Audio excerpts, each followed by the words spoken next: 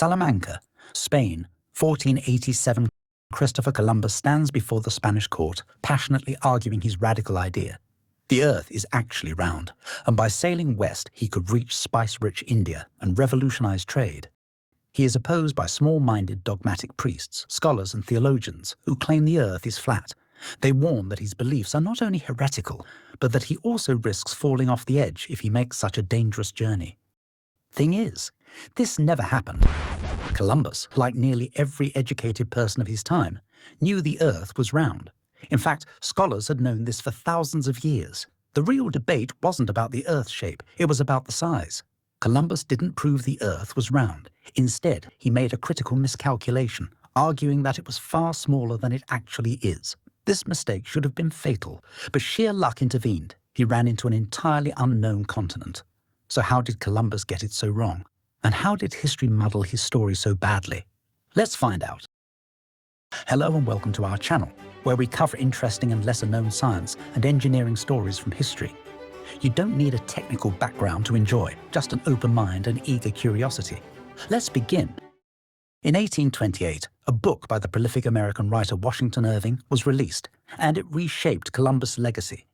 This work of historical fiction, A History of the Life and Voyages of Christopher Columbus, was more fantasy than fact. In it, Irving depicted Columbus as a lone genius battling the ignorance of a medieval world that believed the Earth was flat.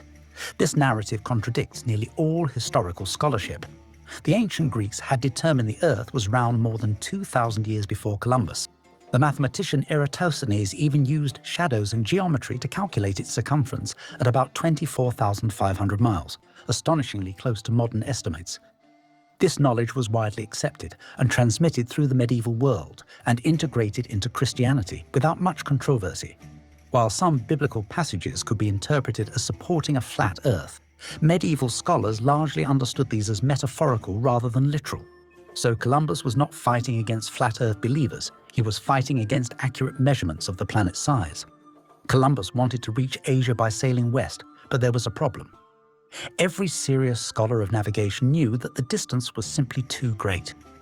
The vast expanse of ocean made such a voyage impossible with the ships and provisions of the time. But Columbus found a way to convince himself otherwise. Over centuries, errors in translation and unit calculations had left some scholars confused about the true size of the Earth. One notable miscalculation came from the court of Abbasid Caliph al-Ma'mun, whose estimate, based on astronomical measurements, was significantly off. Columbus himself seems to have latched onto the work of Paolo Toscanelli, an Italian mathematician who mistakenly placed Asia far closer to Europe than it really was. By selectively using these flawed estimates, Columbus concluded that the Earth's circumference was only about 20,000 miles instead of the actual 25,000 miles. This drastically shortened distance made his journey seem possible, if barely. Spain's King Ferdinand and Queen Isabella weren't necessarily convinced by Columbus' calculations, but they saw the voyage as a low-risk, high-reward gamble. If he was wrong, the failure would cost them little. If he was right, Spain would gain access to the lucrative spice trade of the East. Of course, Columbus was wrong about his estimates. It's likely that the voyage would have ended in disaster as the crew ran out of food, had Columbus not bumped into an entirely unknown continent. Thus we find that Columbus's voyage was never about proving the Earth was round. It was about taking a misguided shortcut to Asia.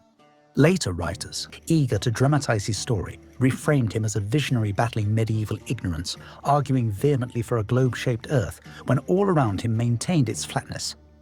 This version of events was popularized in the 19th century, particularly by Irving's book, and later by works like John William Draper's History of the Conflict between Religion and Science.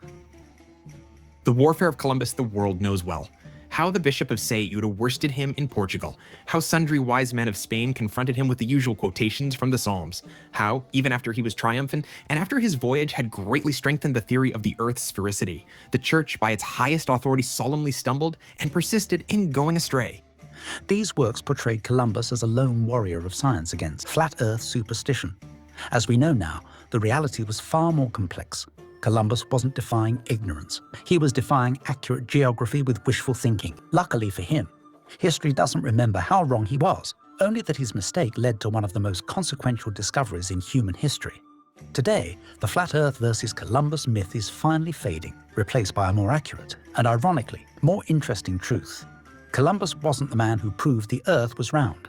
He was the man who got it so wrong that he stumbled into a whole new world and proceeded to treat the natives very well.